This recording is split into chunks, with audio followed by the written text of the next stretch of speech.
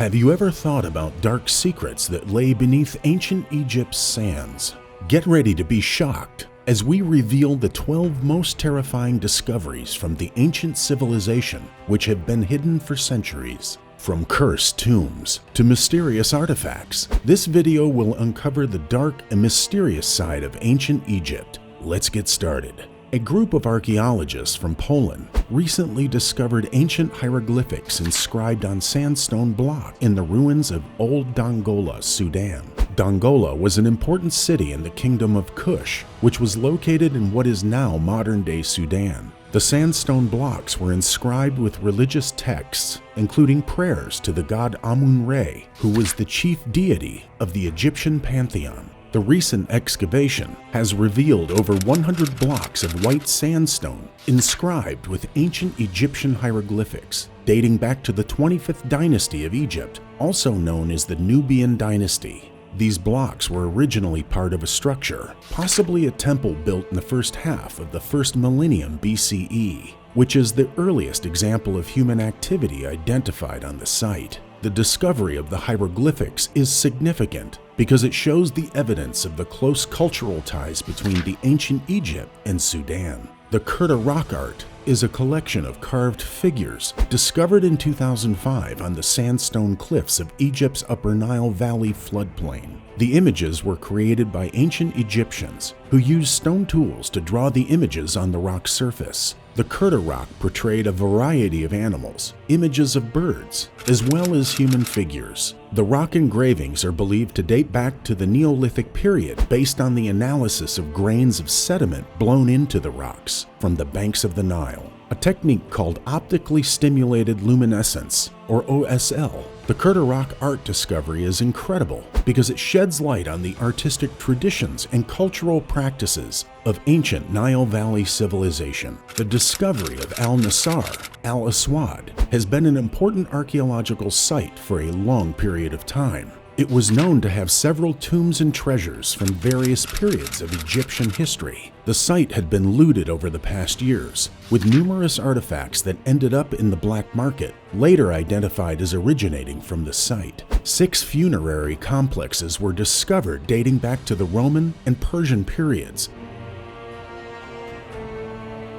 and are thought to have belonged to high-ranking individuals. The 16 individual tombs that were also discovered at the site belonged to the Coptic Byzantine period, which represented a significant cultural shift in Egypt from the ancient Egyptian religion to Coptic Christianity. The tombs had a rectangular design, which is typical of the Coptic Byzantine era, and the graves inside were wrapped with colorful wraps, showing that the Coptic Christians of this time period gave the afterlife and made a proper burial of their dead priority. In 1987, a significant archaeological find of Greek papyri shed new light on the history of ancient Greece and Rome. These papyri were discovered in Oxyrhynchus, an ancient Egyptian city that served as an important center of learning and knowledge during the Hellenistic and Roman eras. The papyri included works, religious texts, and documents related to the daily lives of the ancient Egyptians. After the discovery of papyri, they were sent to England for study and preservation,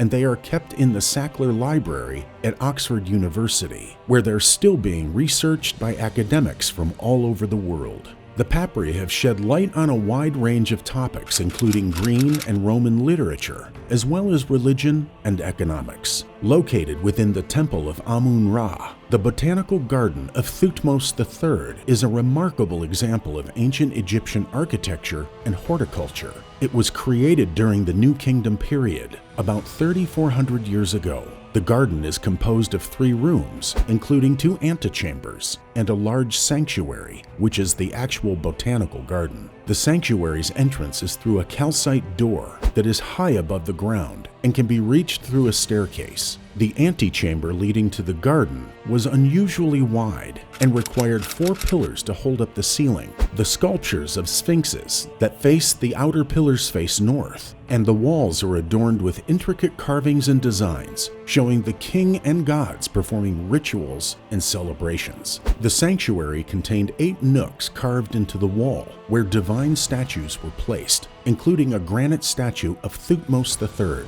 The walls of the sanctuary feature detailed carvings of various plants and animals collected by Thutmos III, who expanded the boundaries of Egypt and amassed a collection of rare species. The carvings showed various animals and plant collections, which were used by the pharaoh's artists to show the beauty of the garden when it was alive with life. In 1839, the British acquired the double statue of Pharaoh Horemheb and his wife Amenia, but the exact date and location of its discovery were unknown, and the identities of the individuals shown on the statue remained a mystery. The statue was made of limestone and had a height of about 144.8 centimeters. The statue depicts Horemheb, who ruled Egypt as the last pharaoh of the 18th dynasty, standing with his wife, Amenia. They both had a royal regalia, symbolizing royal power. In 2009, a team of researchers led by Dr. Zahi Hawass were able to confirm that the statue represented Horemheb and his wife Amenia. Archaeologists who were working at the ancient city of Bhutto in the Kafir el-Sheikh Governor, Egypt, made a magnificent new discovery in November 2022, a temple that was dedicated to the goddess Wajet, who was identified with the goddess Isis. The temple was visited by many pilgrims during the New Kingdom period. The temple contained various structures such as a sanctuary, an open courtyard, a hall of offerings, and a large hippo-style hall. It also had a lake that was believed to be sacred and other smaller chapels dedicated to other deities. Excavation is still in process, with the hope of finding more evidence about the area and the influence it had on Egyptian culture. British archaeologist William Flinders Petrie in 1913 discovered a Tarkhan dress in the Tarkhan necropolis, which is located south of Cairo, Egypt. The dress measured 122 centimeters in length and 43 centimeters in width, and was decorated with black and red woven stripes. It's believed it was made between 3482 BCE and 3102 BCE, which makes it over 5,000 years old. The fact that it was found in a tomb suggested it was likely worn by a person of high status, such as a member of the royal family or a high-ranking official. The dress is the oldest known example of a woven garment in the world, so it's a near miracle that the dress has survived this long, as much as it does not show that weaving was developed in Egypt, but it is a possibility worth considering. It doesn't necessarily show that weaving was developed in Egypt, but it is a possibility worth considering. The Osirion is a unique and mysterious structure located at Abydos, an ancient Egyptian site in Upper Egypt, which is believed to have been built during the reign of King Seti I in the 13th century BCE. The Osirion was a rectangular-shaped structure, measuring approximately 70 feet by 130 feet, and its walls were made of massive limestone blocks. The most striking feature of the Osirion was its underground chambers, which were accessed through a descending staircase. Its original purpose is still unknown, as some thought it was a cemetery or an empty tomb built in honor of Osiris, the god of the dead,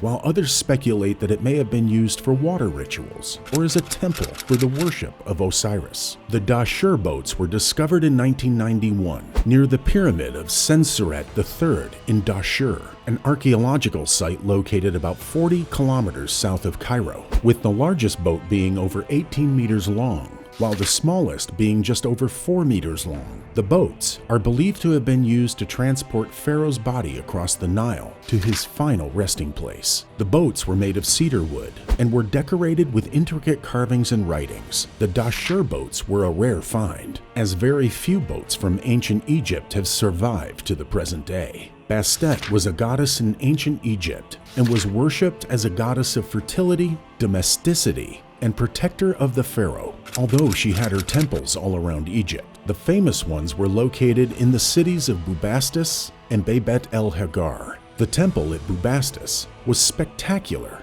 as it was decorated with statues of the goddess, and it also housed a great number of cats, which were considered sacred by Bastet, while that of Beit el-Hagar had a collection of cat mummies, which were buried in the temple complex as offerings to the goddess. Today, many of the temples of Bastet have been destroyed or are in ruins. but some still remain as important archaeological sites in Egypt. They provide valuable insights into the religious beliefs and practices of ancient Egyptians and are a testament to the enduring legacy of the goddess Bastet. The discovery of the seated scribe and the lotus chalice are two of the most significant archaeological finds from ancient Egypt. The seated scribe was discovered in the Avenue of Sphinxes that leads to the Seraphim of the Saqqara. The statue had eyes that were made from rock crystal and magnesite, and its nipples were made from wood. It had a semicircular base, which suggested that it was once attached to a larger piece of rock. The thin lips and broad chest of the sculpture have drawn comparisons to high officials of the time, such as Horemheb, but the resemblance is not strong enough to make a positive identification. The lotus chalice was discovered in the tomb of Tutankhamun in 1922 and is believed to have been made between 1332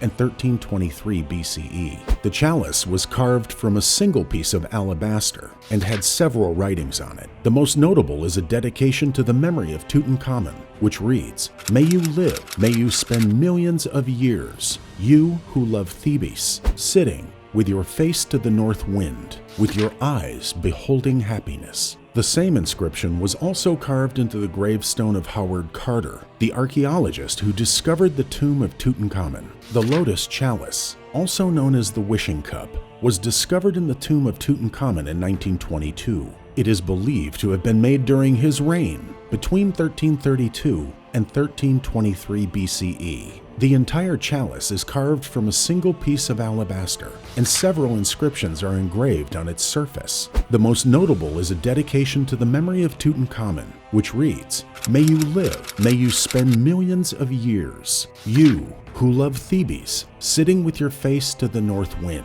with your eyes beholding happiness." The same inscription was also carved onto the gravestone of Howard Carter, the archaeologist who discovered the tomb of Tutankhamun. The lotus chalice is now on display in the Egyptian Museum of Cairo and is considered to be one of the finest examples of ancient Egyptian art. Thanks for watching today's episode.